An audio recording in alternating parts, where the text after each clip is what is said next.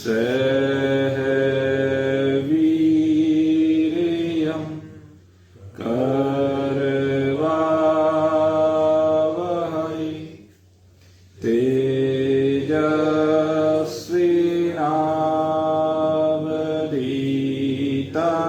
तेजस्विनावधीतमस्तु मा विद्विषावहै। ओम शांति शांति शांति। वसुदेवसुतं देवं कंसचाणूरमर्दनं देवकी परमानन्दं कृष्णं वन्दे जगद्गुरुं। नारायणं नमस्कृत्य नरं चैव नरोत्तमं देवीं सरस्वतीं व्यासं ततो जयम् उदीरयेत्। अखण्डमण्डलाकारं व्याप्तं येन चराचरं तत्पदं दर्शितं येन तस्मै श्रीगुरुवे नमः। ॐ स्वस्ति नः इन्द्रो वृद्धश्रवाः स्वस्ति नः पूषा विश्ववेदाः स्वस्ति नस्तार्क्ष्यो अरिष्टनेमिः स्वस्ति नो बृहस्पतिर्दधातु। यं परव्रजन्तमनुपेतं पेतकृत्यं द्वैपायनो विरहकातरे आजुहावः पौत्रेति तन्महतया तर्वोऽभिनेदुस्तं सर्वभूतहृदय मुनिमानतोऽस्मि। शङ्करं शङ्कराचार्यं केशवं बादराय नमः। सूत्रभाष्यकृतौ वन्दे भगवन्तौ पुनः पुनः। ईश्वरो गुरुराप्नेति मूर्तिभेदविभागिनि व्योमवद्व्याप्तदेहाय दक्षिणामूर्तये नमः। ॐ पूर्णमदः पूर्णमिदं पूर्णात् पूर्णमुदच्यते पूर्णस्य पूर्णमादाय पूर्णमेवावशिष्यते। ॐ शान्तिः शान्तिः शान्तिः। बोलिए सच्चिदानंद भगवान की मोर मुकुटवंशी श्यावर रामचंद्र भगवान की उमापति महादेव की पवन सुत हनुमान की। बोलो भाई सब संतन की बोलो भाई सब भगतन की जय जय जय जय जय जय। बोल सचिया जोता वाली माता तेरी सराही।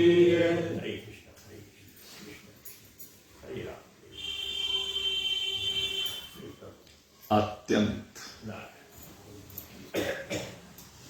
श्रद्धा से संयुक्त हृदय के साथ इस ब्रह्म ज्ञान में अपने विश्वास को स्थिर किए हुए परमात्म चरणारविंदों में अपना समर्पण करते जिज्ञासु वृंद।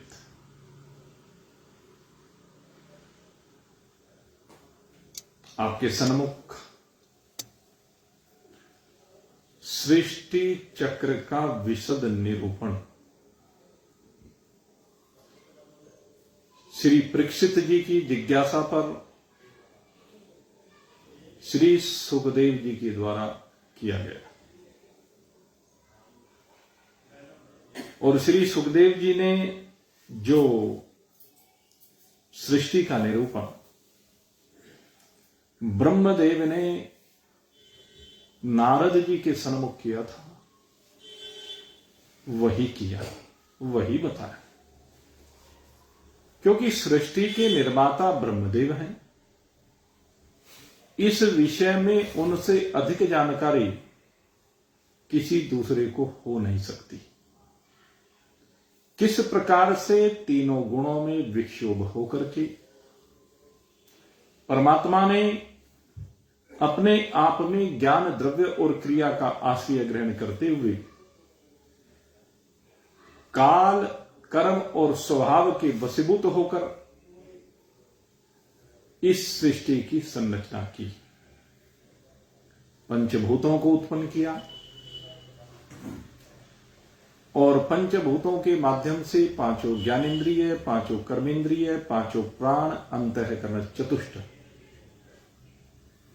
और पंच विषय, इन सभी का प्रकटन हुआ।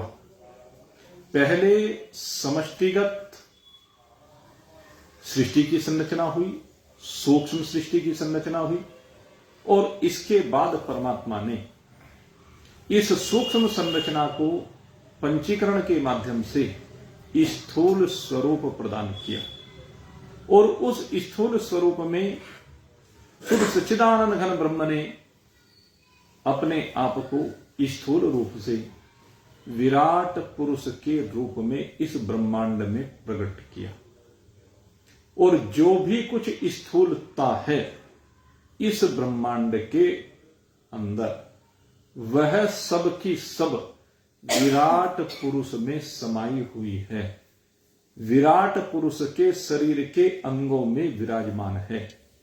चाहे वह लोकांतरों की बात हो, नीचे के 7 लोकों की बात हो, ऊपर के 7 लोकों की बात हो, चारों वर्णों की बात हो, वनस्पतियों की बात हो, पहाड़ों की बात हो, नदियों की बात हो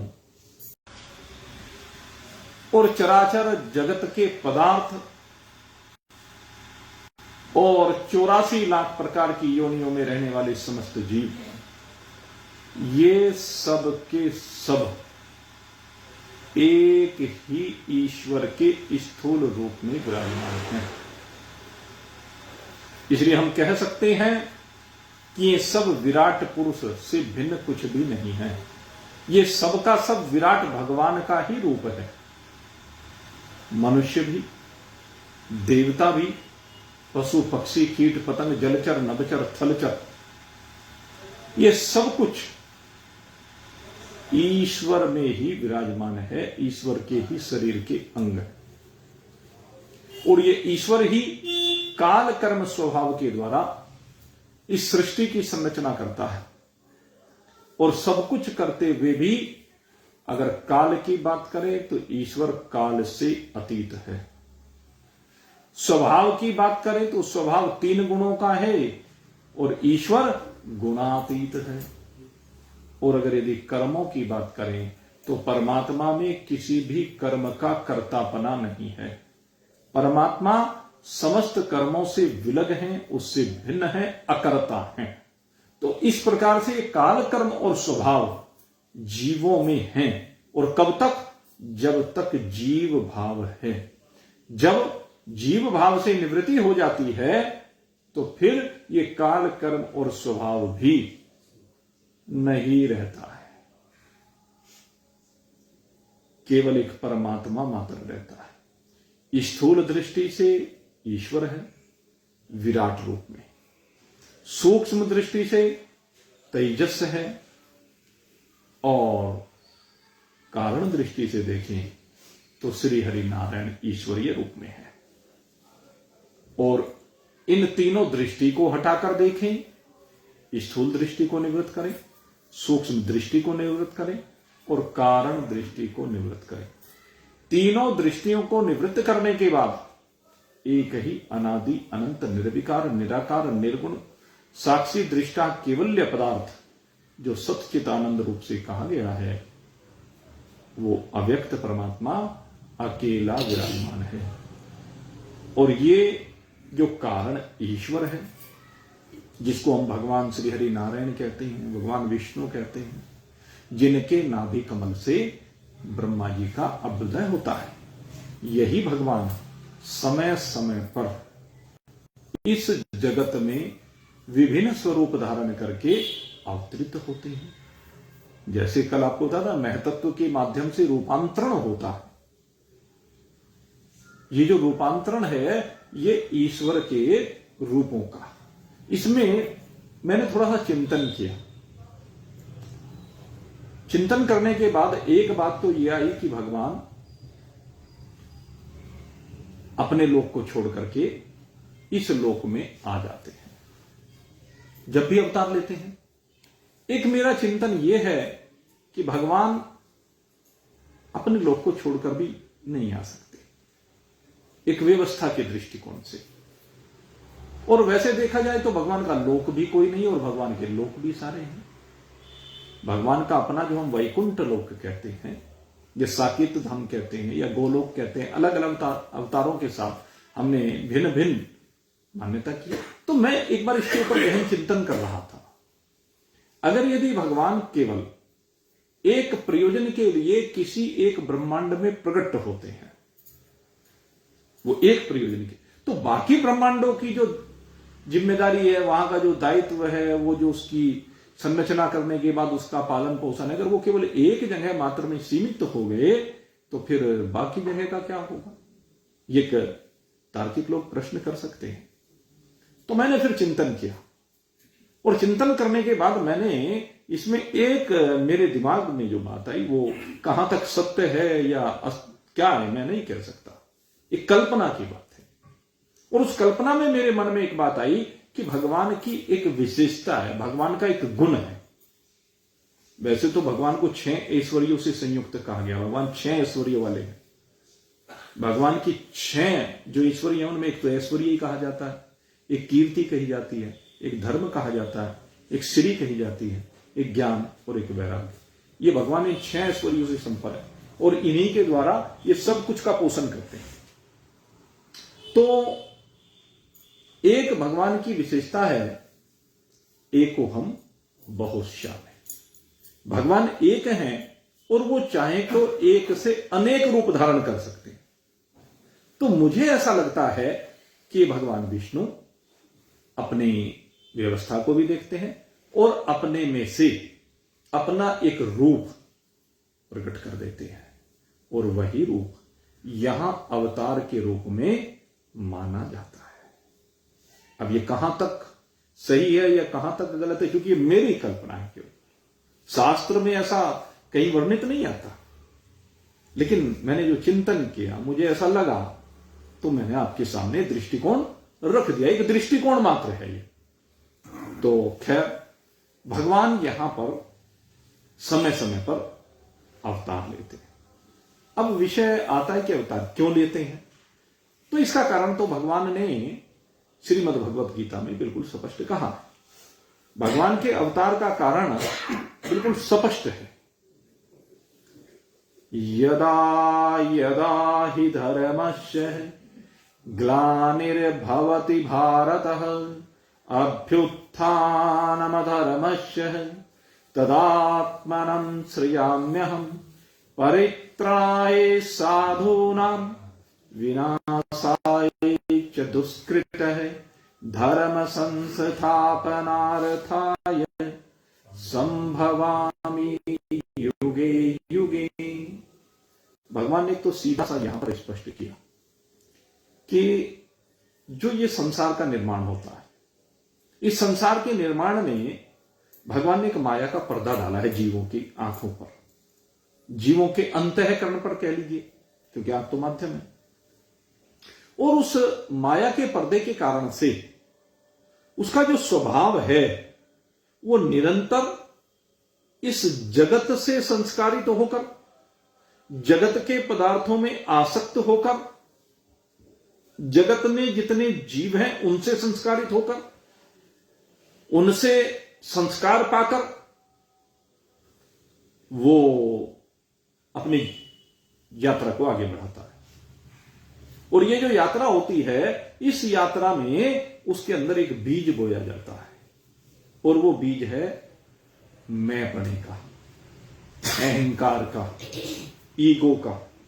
ये बीज ये होता है ईगो।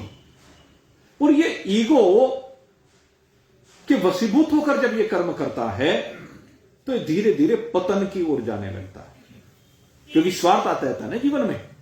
जब जीवन में स्वार्थ आता है और ये उस ईगो से संयुक्त होकर के कर्मों को अंजाम देता है, तो उसमें उचित और अनुचित इन दोनों का सही से निर्णय ये नहीं कर पाता है। और ज्यादातर ईगो से संयुक्त होकर के उचित कम होता है, अनुचित ज्यादा हो जाता है। और जब ये ज्यादा अनुचित होता है तो यही कहते हैं कि ये अधर्म बढ़ने लगता है। थोड़े बहुत अनुचित के होने पर तो कोई कुछ कहता ही नहीं है, कोई आपत्ति नहीं करता है।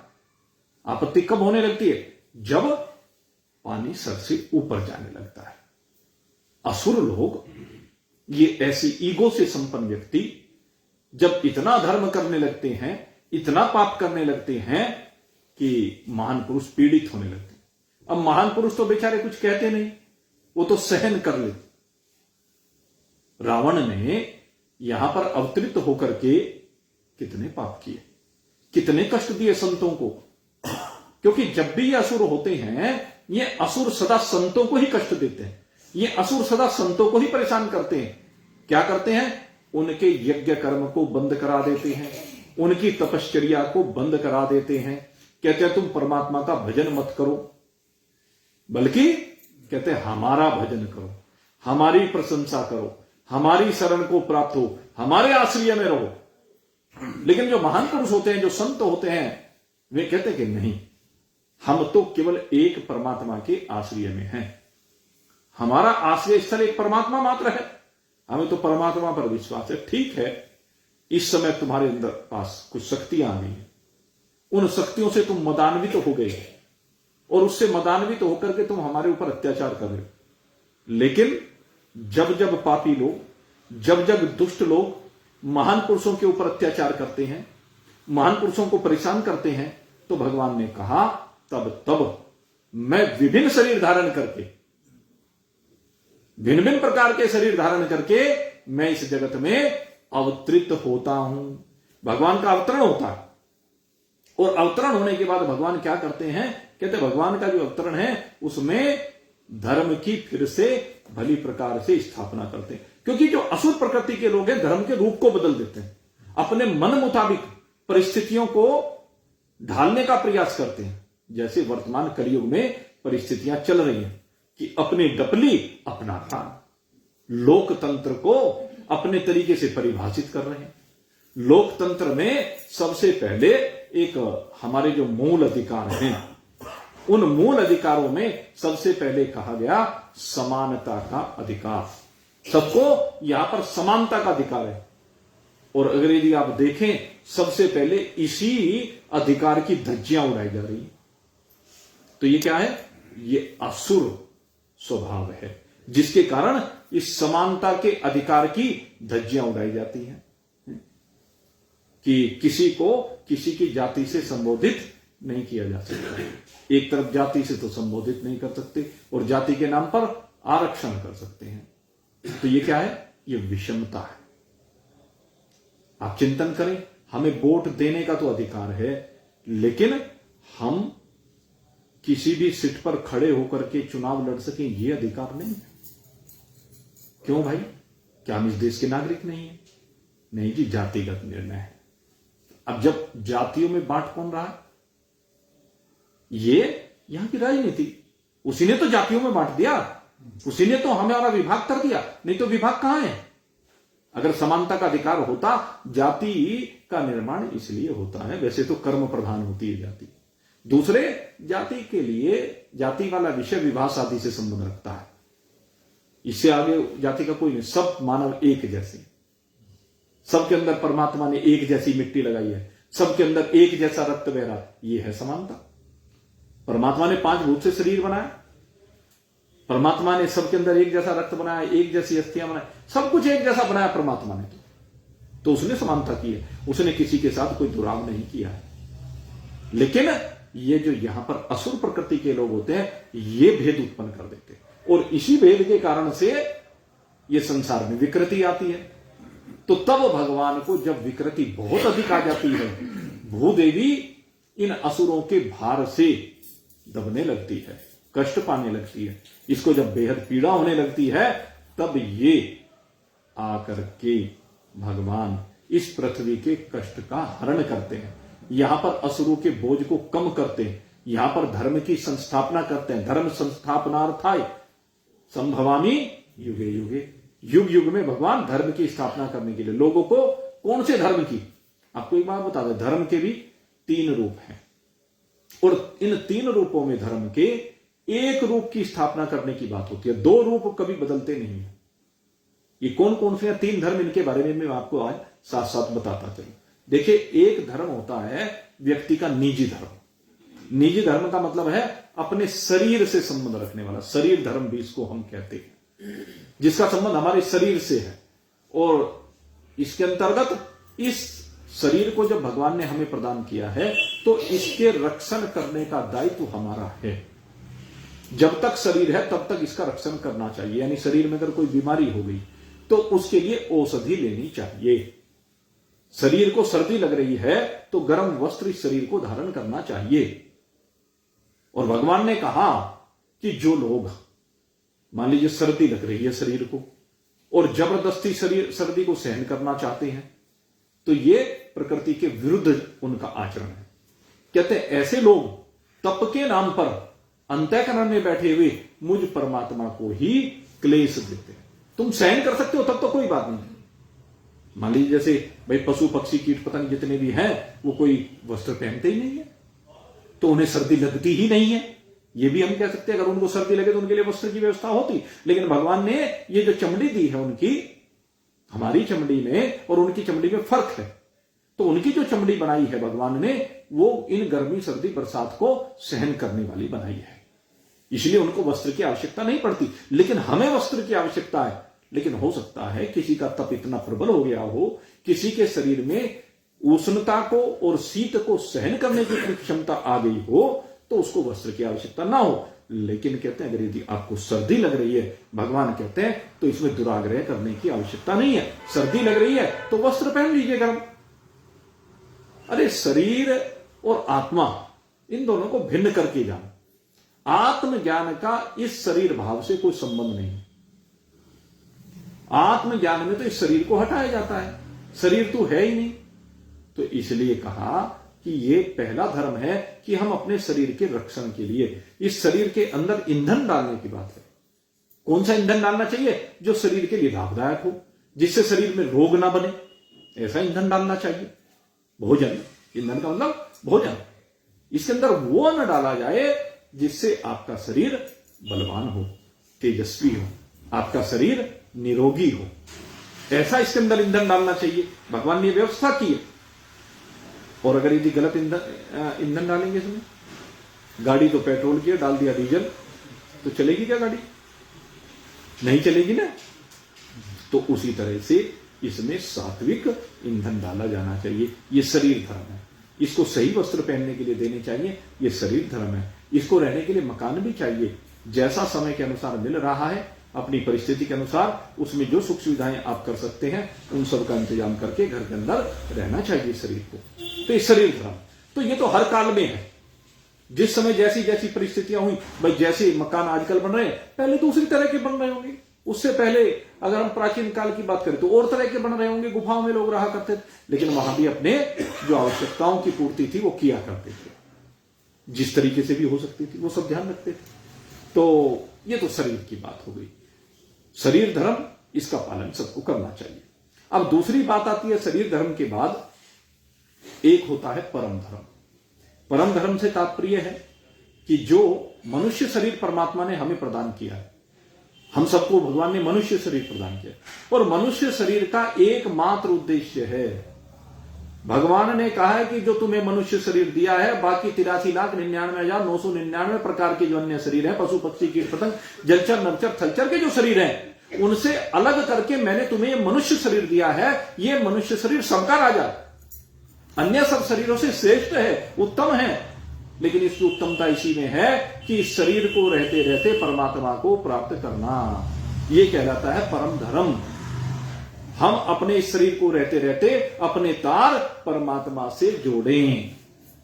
ये परमात्मा को जोड़ने के जितने साधन हैं, ये परम धर्म के अंतर्गत आते हैं। ये जो भगवत चर्चा हम लोग करते हैं, ये भगवत चर्चा भगवान की लीलाओं के माध्यम से जो हम अपने जीवन में परिवर्तन करना चाहते हैं, महान पुरुषों की जो विभिन्न साधनाएं उनको जान करके उन साधनाओं को जो हम अपने जीवन में सम्मिलित करना चाहते हैं, भक्तों ने जो जो कुछ किया है वो जो हम अपने आप करना चाहते हैं, ये सब क्या परम धर्म के अंतर्गत आता है।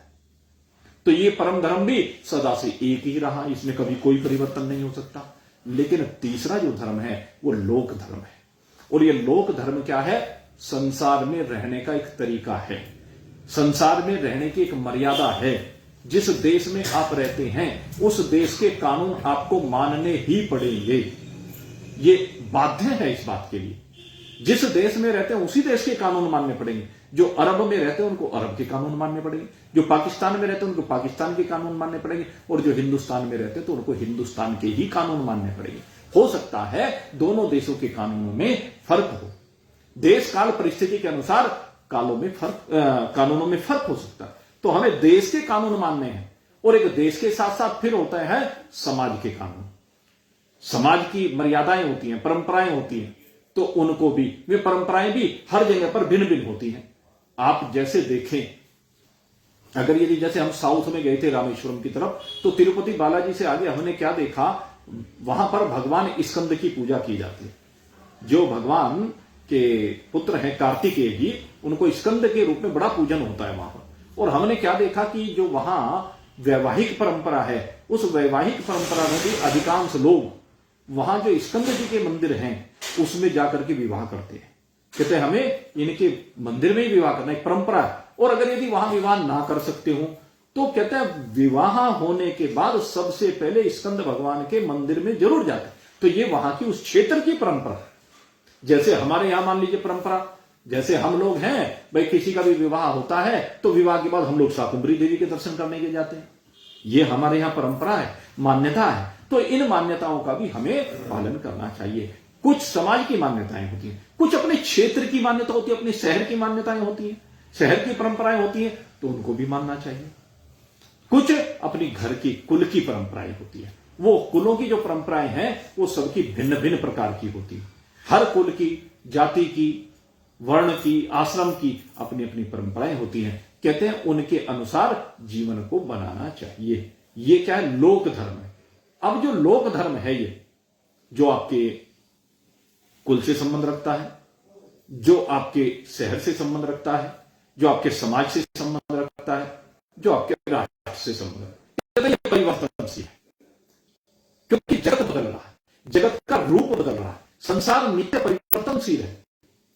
तो नित्य परिवर्तन के साथ ये परिवर्तन होते रहते हैं, कानून बनते रहते हैं। जिन कानूनों की प्रासंगिकता नहीं रही उनको खत्म कर दिया जाता है, उनकी जगह पर नए कानून बना दिए जाते हैं। तो जो पुराने कानून को खत्म किए गए, नए कानून बनाए गए, तो उन नए कानूनों को मानना ही होगा।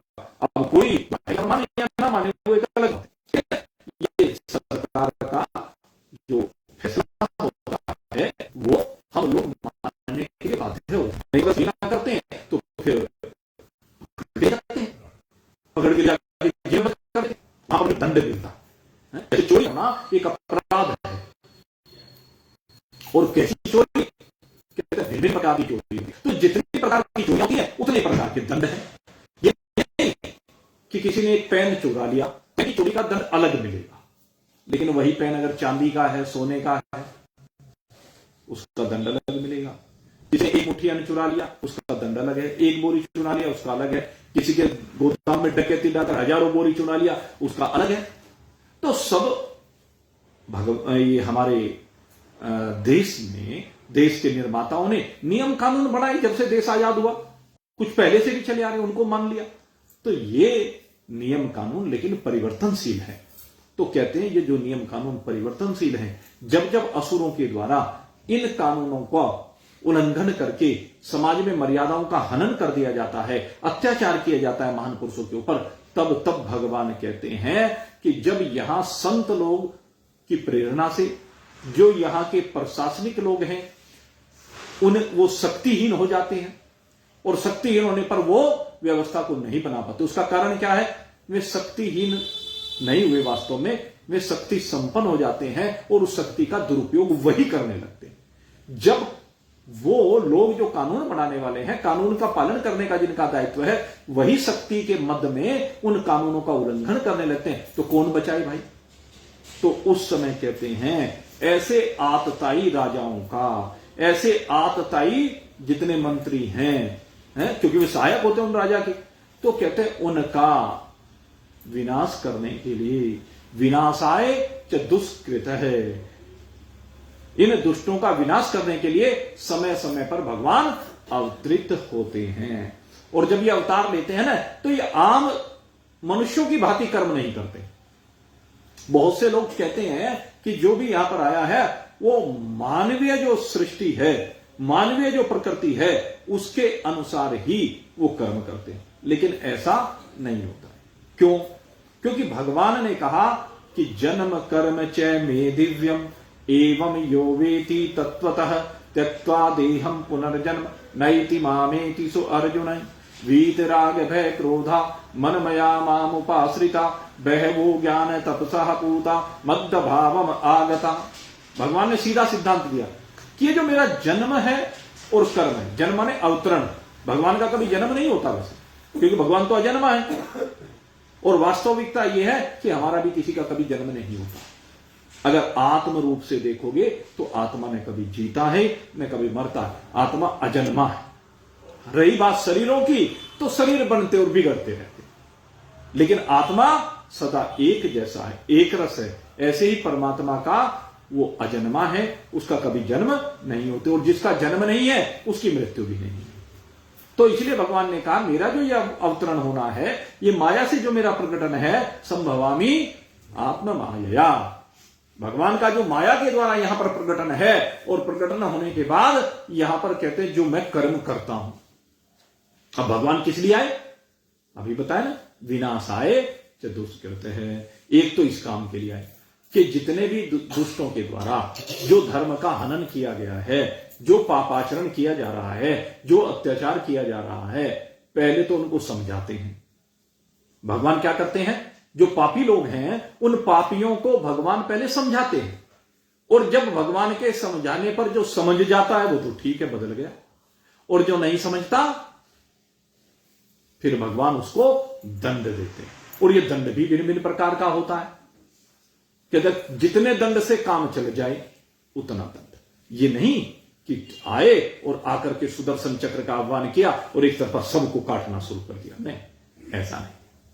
भगवान ऐसा नहीं करते, कहते यथा योग्य, जिससे जो समझ जाए। अब जैसे शिशुपाल है, वो किसी भी प्रकार से नहीं समझा, गालियां देता गया देता गया देता गया, और जब 100 गलतियां कर ली, 100 गालियां दे ली, अब भगवान विवश हो गए कि ये मानने वाला है नहीं।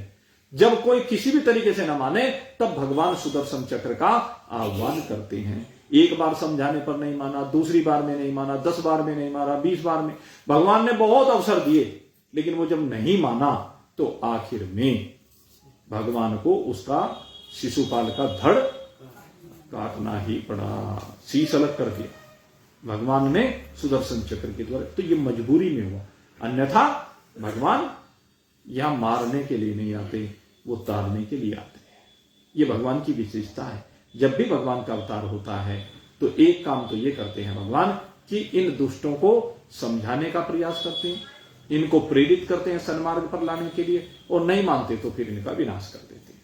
और दूसरा काम कहते हैं जो महान पुरुष हैं, जो युग युगांतर कल्प कल्पांतर से भगवान की आराधनाएं करते चले आ रहे हैं, भगवान की पूजा करते चले आ रहे हैं, भगवान को मानते चले आ रहे हैं, भगवान के लिए अपने आप को समर्पित किया है, भगवान के लिए अनेक साधनाएं की है, तप किए हैं, उपवास किए हैं, व्रत किए हैं, दान दिए हैं, तीर्थ किए हैं, और सबसे बड़ी बात है सत्संग किए हैं। तो जिसने जो जो कुछ किया है, अगले श्लोक में भगवान कहते हैं कि जिन्होंने वीत राग भय क्रोधा मनमया माम उपाश्रिता बहवो ज्ञान तपसा पूता मद्भावम आगता ये यथा माम प्रपद्यन्ते तास्तथैव भजाम्यहम मम वर्तम अनुवर्तन्ते मनुष्या पार्थ सर्वसः।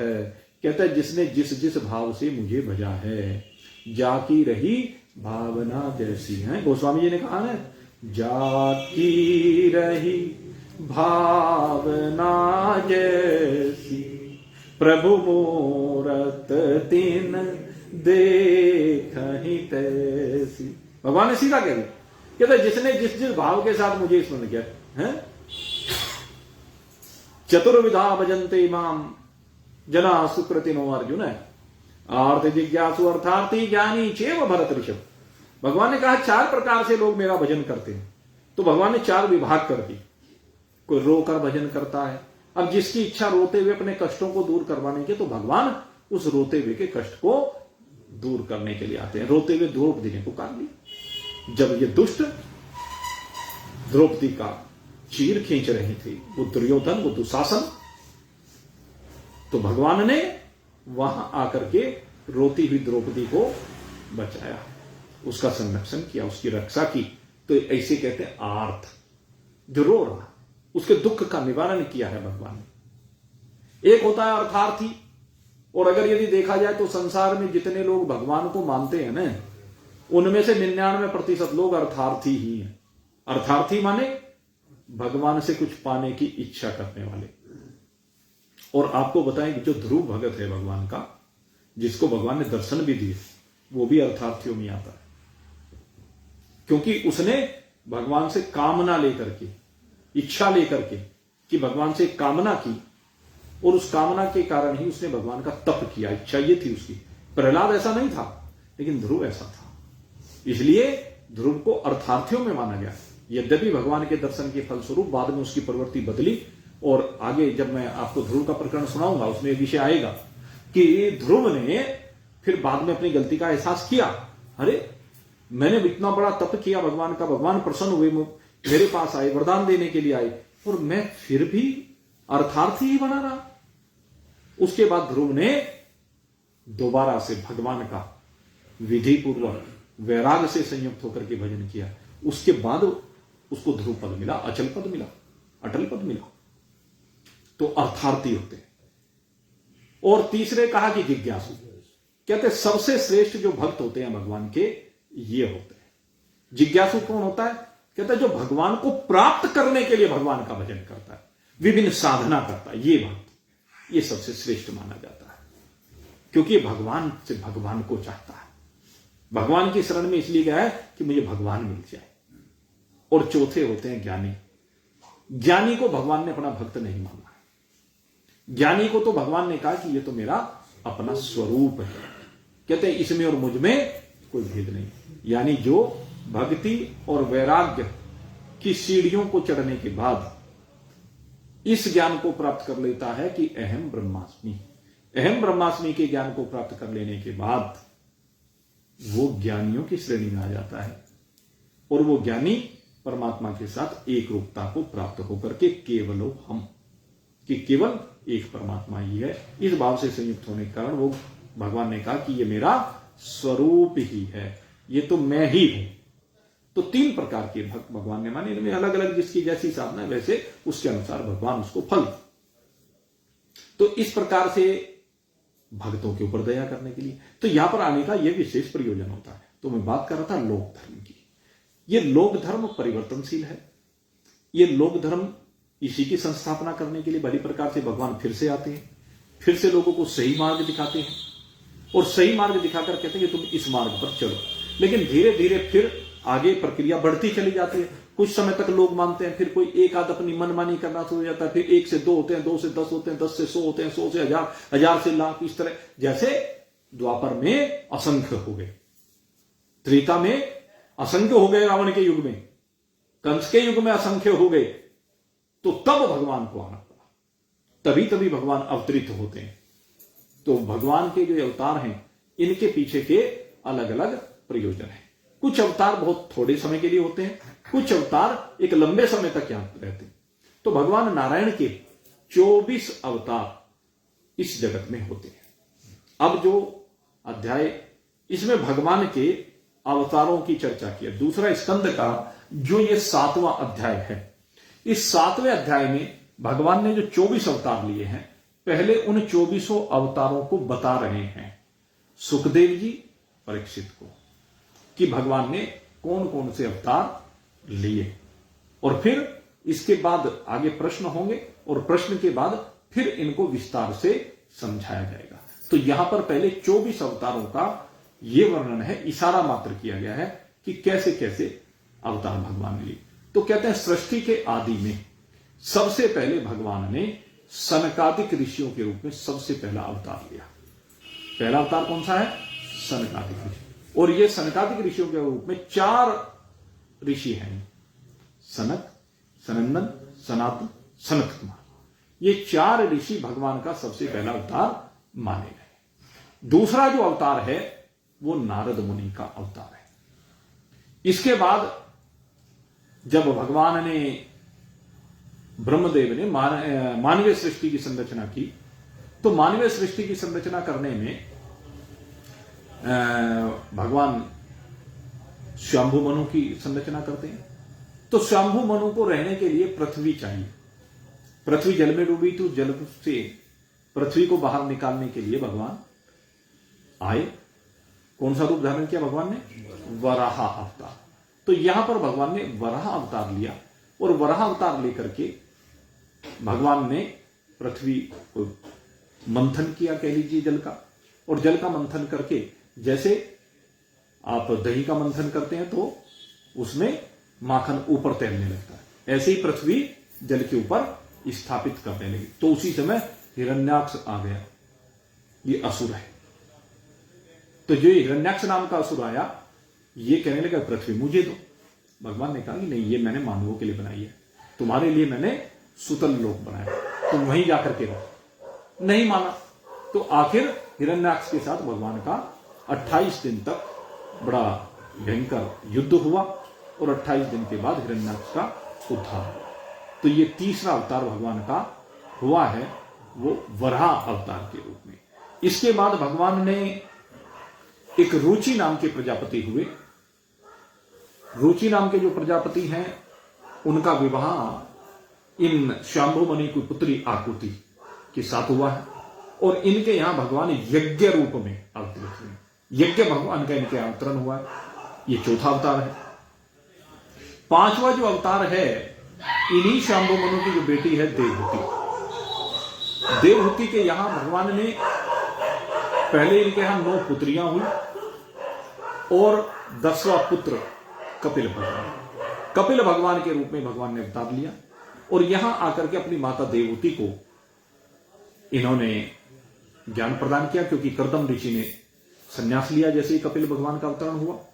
उन्होंने पहले विवाह इसी शर्त पर किया था, तो यहां पर कपिल भगवान का अवतरण हुआ। और इनकी एक बेटी हुई अनुसुईया। इस अनुसुईया का विवाह कर्दम ऋषि ने अत्रि ऋषि के साथ किया, जो ब्रह्मा जी के पुत्र हैं। तो अत्रि ऋषि और अनुसुईया के यहां भगवान ने दत्तात्रेय जी के रूप में अवतार लिया। एक ये अवतार हुआ। इसके बाद भगवान ने बद्रिकाश्रम में नर नारायण के रूप में अवतार लिया। इसके बाद भगवान, ये जो नर नारायण का अवतार हुआ, ये भी शंभु मनु से संबंध रखता है। इनकी जो तीसरी पुत्री है प्रसूति, उसका विवाह दक्ष प्रजापति के यहां हुआ। उनकी जो एक कन्या हुई मूर्ति, उस मूर्ति का विवाह धर्म के साथ हुआ और धर्म के यहां नर नारायण के रूप में भगवान ने अवतार लिया। ये तो इनकी बेटियों की कथाएं आई पहले। फिर इनके बाद इनके बेटों की कथा आई। बेटों की कथा में शंभु मनु के जो पुत्र है ध्रुव, ध्रुव को भी भगवान ने दर्शन दिया। इस अवतार को हरि अवतार माना गया और ध्रुव के कुल में आगे जाकर के इस पृथ्वी का दोहन करने के लिए भगवान ने पृथु के रूप में अवतार लिया। और उधर दूसरा पुत्र इनका था प्रियव्रत। प्रियव्रत के यहां कई पीढ़ी के बाद भगवान उनके वंश में ऋषभदेव के रूप में अवतरित हुए। तो इस प्रकार से ये स्वयंभू मनु के यहां सब जगह पर कई अवतार इनके यहां हो गए। तीनों बेटियों के यहां, दोनों बेटों के यहां, कुल मिलाकर के 6 अवतार भगवान ने इस कुल में लिए। ये सबसे सौभाग्यशाली कुल है। आप देख लीजिए, चौथाई में ये और बाकी 3/4 में सब कुछ। तो इस प्रकार से ये अवतार हुए। इसके बाद भगवान ने एक जैसे प्रक्रिया हुई समुद्र मंथन की। तो समुद्र मंथन की प्रक्रिया में भगवान ने 3 अवतार लिए। एक भगवान ने सबसे पहले कच्छप अवतार लिया, फिर धन्वंतरी का अवतार लिया और फिर विश्व मोहिनी का अवतार लिया। 3 अवतार ये लिए। एक भगवान ने मत्स्य का अवतार लिया, मछली के रूप में सत्यव्रत राजा को दिखाने के लिए प्रलय का समय आया। फिर वही मनु बने अगले मरणोत्तर में। और एक उसी समय ब्रह्मा जी से वेद चुरा कर ले गया हयग्रीव नाम का असुर। तो भगवान ने हयग्रीव रूप धारण करके उस हयग्रीव असुर का वध किया। एक ये अवतार भगवान ने लिया। एक भगवान जो है प्रहलाद के लिए, हिरण्यकशिपु का संहार करने के लिए भगवान नरसिंह के रूप में आए हैं। एक जो वो गजेंद्र मोक्ष का वर्णन आता है उसके लिए भी भगवान हरि रूप में ही आए। एक इन्होंने हंसावतार भी लिया, हंस के रूप में अवतरित होकर के सनकादिक ऋषियों को इनके द्वारा ज्ञान दिया गया। एक बलि महाराज के ऊपर कृपा करने के लिए भगवान वामन रूप में अवतरित हुए। एक ये भी माना जाता है कि मनु भी भगवान के अवतार माने गए हैं। मनु को भी कहीं कहीं, लेकिन हर जगह इसको नहीं माना गया है। तो कहीं कहीं मनु के रूप में ये अवतार माना गया है। एक अवतार जो है वो भगवान परशुराम के रूप में हुआ है। और फिर एक अवतार जो है भगवान का, भगवान वेदव्यास जी के रूप में माना गया है। और एक फिर भगवान 4 रूपों में प्रकट हुए, राम, लक्ष्मण, भरत और शत्रुघ्न। ये अवध में महाराजा दशरथ के 4 पुत्र बनकर गए। इसके बाद भगवान का जो अवतार हुआ वो सबसे श्रेष्ठ अवतार माना जाता है, क्योंकि एकमात्र यही वो अवतार है जो 16 कला संपन्न है। भगवान श्री राम को कहा जाता है कि 14 कला संपन्न अवतार है और भगवान श्री कृष्ण को कहा जाता है 16 कला संपन्न। हमारे यहां ये दोनों अवतार सबसे श्रेष्ठ माने जाते हैं। इसीलिए आज भी आप देखें तो सबसे ज्यादा जो भजन पूजन कुछ भी होता है वो भगवान के इन दोनों स्वरूपों का ही सबसे ज्यादा होता है, कृष्ण का और राम का। वैसे तो भगवान नारायण का जो स्वरूप है वो सर्वाधिक मान्यता उसकी होती है, क्योंकि उन्हीं के ये सब अवतार है, उन्हीं से इन सब का प्रकटन हुआ है। ये सब उन्हीं के अंश कह लीजिए, वही है इनमें सब में। सबसे ज्यादा मान्यता भगवान नारायण की ही है, लेकिन इनके जो 2 अवतार हैं, कृष्णावतार और राम अवतार, ये सबसे मुख्य अवतार माने गए। और इसके बाद कहा कि भगवान बौद्ध अवतार लेते हैं। ये गौतम बुद्ध का अवतार होता है। गौतम बुद्ध का अवतार वो भी हो चुका है। और फिर अंत में कहते हैं कि 24वां जो भगवान का अवतार होता है वो कल की अवतार होगा। और कल के अवतार के समय में कलयुग अपनी पराकाष्ठा पर होगा, जिस समय कोई रिश्ते नाते नहीं रह जाएंगे। वैसे तो मर्यादाएं अभी तार तार हो रही हैं। ऐसा भयंकर कलयुग इस समय चल रहा है कि सब रिश्ते नाते धूमिल होते जा रहे हैं। बड़ा अत्याचार हो रहा है, बड़ा पाप हो रहा है। कहीं पशुओं की तरह से आचरण करने वाले असुर ही कहूंगा मैं तो, वो लोग इस धरा पर देखने को मिल रहे हैं। लेकिन वो अभी भी बहुत कम है, वो बहुतायत में नहीं है। लेकिन आने वाला समय ऐसा होता चला जाएगा, जैसे मैंने अभी आपको बताया कि पाप कैसे बढ़ता है, कि पहले एक अधर्मी हुआ, एक पापी हुआ, एक दुराचारी हुआ, फिर 1 से 2, 2 से 4, 4 से 8 प्रेरणा ले लेकर के वे आगे उनके हौसले बुलंद होते चले जाते हैं, क्योंकि दंड व्यवस्था सही नहीं है। दंड व्यवस्था कैसी होनी चाहिए इस मामले में, मैं वो जो अरब का कानून है ना, वैसे मैं उस राष्ट्र को मैं नहीं मानता हूं वहां के वो किसी विषय को, लेकिन एक कानून किसके लिए? दुष्टों के लिए, पापियों के लिए। वहां पर कोई अगर अधर्म करता है, पाप करता है, अधर्म पाप कैसा, मान लीजिए वो कोई चोरी कर लेता है, कोई दुराचार करता है, तो ऐसे पापियों को 1 हफ्ते के अंदर अंदर भरे चौराहे पर सजा देते हैं सीधे, वहां का कानून। इसलिए मुझे लगता है कि वो जो दंड व्यवस्था है, यद्यपि वो दंड व्यवस्था हमारे यहां नहीं हो सकती, आगे हो जाए बात दूसरी, इस समय नहीं हो सकती, लेकिन उस दंड व्यवस्था को, मेरा निजी दृष्टिकोण है, मैं उस दंड व्यवस्था को अच्छी मानता हूं कि 8 दिन में निर्णय।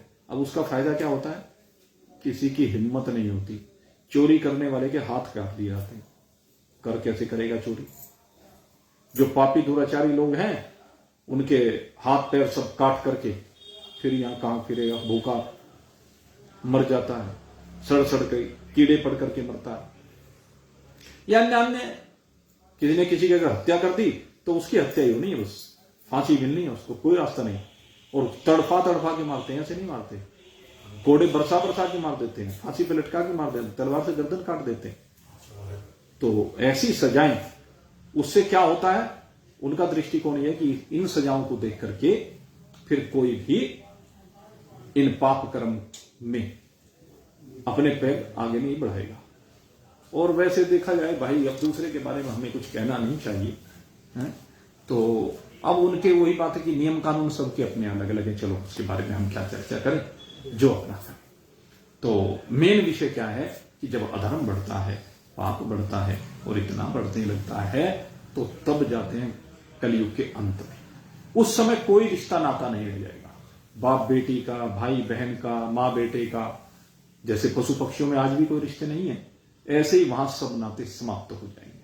सब केवल स्वार्थ का जीवन जिएंगे, छोटे छोटे से मनुष्य हो जाएंगे।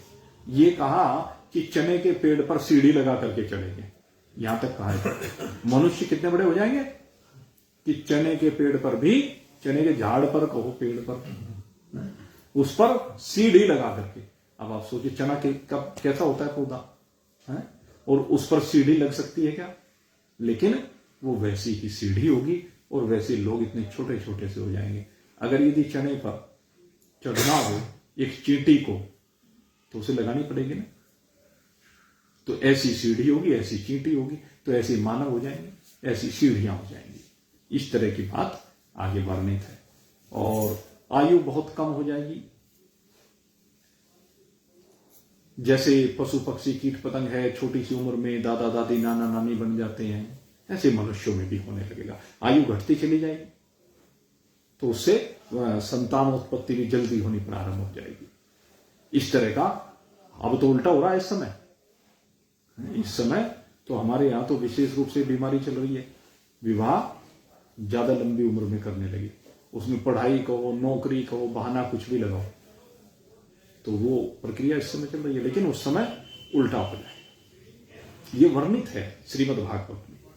तो इस तरह से जो कलयुग का अंत होगा, कलयुग के लास्ट में सारी परंपराएं समाप्त हो जाएंगी, सारी व्यवस्थाएं समाप्त हो जाएंगी, और फिर जब अधर्म ही अधर्म होगा, पाप ही पाप होगा, तो उस समय उस पाप को निवृत्त करने के लिए, भली प्रकार से पुनः सत्ययुग की स्थापना करने के लिए, क्योंकि कलयुग के बाद फिर सत्ययुग आता है, तो भगवान कैसे करेंगे? कहते दुष्टों को तो सजा देंगे, और जो दुष्ट नहीं है, जो समझाने पर समझ जाएंगे, उन समझाने पर समझने वालों को भगवान ज्ञान प्रदान करेंगे, और वो ज्ञान उन्हें सत्य युग की ओर लेकर के चलेगा, इस काले युग से उजाले की ओर लेकर के चलेगा। अस्तो मा सदगमय तमसो मा ज्योतिर्गमय मृत्योर्मा अमृतम गमय। असत्य से सत्य की ओर भगवान लेकर चलेंगे, अंधकार से उजाले की ओर लेकर चलेंगे, अज्ञान से ज्ञान की ओर लेकर चलेंगे, मृत्यु से अमरता की ओर भगवान लेकर के चलेंगे। इस प्रकार का उपदेश कल्कि भगवान देंगे। और ये कल्कि भगवान का जो अवतार होगा 24वां, कहते हैं मुरादाबाद जिले के। ये हमारा यूपी बड़ा भाग्यवान है इस मामले में। हमारा जो क्षेत्र है, आप देखेंगे भगवान के जो 24 अवतार हुए हैं, उन 24 अवतारों में अधिकांश का संबंध हमारे इस भूमि से जरूर रहा है। हमारी जो आसपास की भूमि है, ये कह लीजिए 500 किलोमीटर का जो चारों तरफ का क्षेत्र है लगभग। सारे अवतार अधिकांश इसमें अपना उनका प्रभाव रहा है, इसमें उन्होंने अपनी लीलाएं की है। भाई ज्यादातर उत्तराखंड में कह लीजिए या हमारे इस उत्तर प्रदेश में ज्यादातर भगवान का, हरियाणा भी आप लगा लीजिए, थोड़ा सा राजस्थान लगा लीजिए, दिल्ली लगा लीजिए, भगवान की कर्म भूमि रही है सभी अवतारों में। भगवान ने जितने भी अवतार लिए वो सब इन्हीं भूमियों पर रहे। कृष्ण अवतार आपके सामने प्रमाण है, राम अवतार आपके सामने प्रमाण है? इसमें भगवान वेद व्यास जी का अवतार भी इसी में प्रमाण है? और नरसिंह अवतार भी हरदोई में हुआ है? तो ऐसे ही जो अवतार सारे अगर यदि हम देखें तो हमारी भूमि से बहुत ज्यादा संबंध है। सनकादिक ऋषि है, मान लो बद्रिकाश्रम में रहते हैं, नारद जी तो खैर विचरण तो सब जगह करते हैं, लेकिन बद्रिकाश्रम उनका रहने का विशेष स्थान है। तो इस प्रकार से ये विभिन्न स्थान रहने के भगवान ने जो बनाए वो अधिकांश हमारे क्षेत्र में बना, तो इस क्षेत्र के ऊपर भगवान विशेष रूप से कृपा करते। या मैं दूसरी बात कहूं, ऐसा लगता है कि सारे असुर भी यहीं हुए, उनका संहार करने के लिए भगवान यहीं पे अवतरित हुए। हालांकि रावण को मारने के लिए तो भगवान लंका गए, लेकिन वो कंस के साथी तो सब यहीं के थे। तो खैर चलिए, वो तो एक हास्य की बात है। मुख्य बात क्या है, भगवान के जो 24 अवतार होते हैं, इन अवतारों का जो प्रयोजन है ये भक्तों के ऊपर कृपा करना है, दुष्टों को राह दिखाना है, उनका उद्धार करना है। इसीलिए भगवान के 24 अवतार होते हैं। और इन 24 अवतारों की कथा ये सुखदेव जी ने परीक्षित को पहले संक्षेप में सुनाई। और इनको सुनने के बाद अब परीक्षित के मन में कुछ प्रश्न आए हैं, और ये प्रश्न बड़े महत्वपूर्ण हैं। फिर इन प्रश्नों के सुखदेव जी ने बारी बारी से उत्तर दिए हैं। तो अब कल से जो चर्चा प्रारंभ होगी वो उन प्रश्नों के उत्तर आपके सामने रखे जाएंगे, और अवतार धीरे धीरे उन्हीं में अवतारों की कथा भी आती चली जाएगी, क्योंकि प्रसंगवश है ना, जैसे जैसे प्रश्न है वैसे वैसे भगवान के अवतारों की कथा उसमें आगे बढ़ती चली जाएगी। अभी सृष्टि चक्र का जो विषय है वो भी आगे बढ़ेगा, क्योंकि अभी अलग अलग स्थान पर अलग अलग जितना यहां आ गया वो तो आ गया, इसके बाद और सृष्टि चक्र को अलग अलग फिर वंशों की भी कथाएं आएंगी, कौन कौन से वंश में कौन कौन हुआ, कैसे हुआ, क्या किया, सो सब चीज इसमें आएंगी। तो धीरे धीरे हम आगे बढ़ते चले जाएंगे। आज तो अब यह है कि भगवान की लीलाएं संक्षेप में वर्णित की गई। हम भगवान के सभी स्वरूपों को आज नमन करते हैं, उनका वंदन करते हैं, और भगवान नाम के साथ यहीं पर विश्राम देंगे, क्योंकि भगवान के 24 अवतारों के बारे में चर्चा हुई, इसलिए थोड़ा सा भगवान नाम और उसके बाद कथा को विश्राम। ओम नमो भगवते वासुदेवाय, ओम नमो भगवते वासुदेवाय, ओम नमो भगवते वासुदेवाय, ओम नमो भगवते वासुदेवाय, ओम नमो भगवते वासुदेवाय। बोली वृंदावन बिहारी लाल की, श्यावर रामचंद्र भगवान की, उमापति महादेव की, पवन सुत हनुमान की। बोलो भाई सब संतन की, बोलो भाई सब भगतन की। जय जय जय जय जय जय। बोल सचिया जोता वाली माता